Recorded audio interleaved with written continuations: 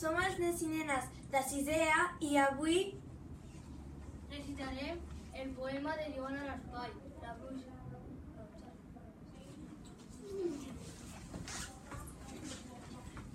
Sota una olivera seca i retorçada hi havia la cova que ningú no sap. Diuen que hi vivia una bruixa vella vestida de negre amb mocador al cap. Sortia de vespre cavalcant l'escombra, fent de capitana de 100 ratpenats. Ocells i bestioles davant seu fugien, perquè a cops d'escombra eren atacats. Sota una olivera seca i retorçada hi havia la cova que ningú no sap. Diuen que hi vivia una bruixa vella vestida de negre amb mocador al cap.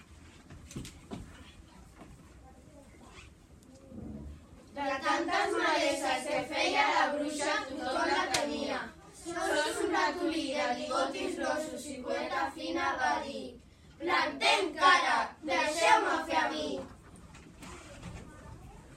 I mentre dormia, la bruixa malvada, ratolins i rates traçaven el pla.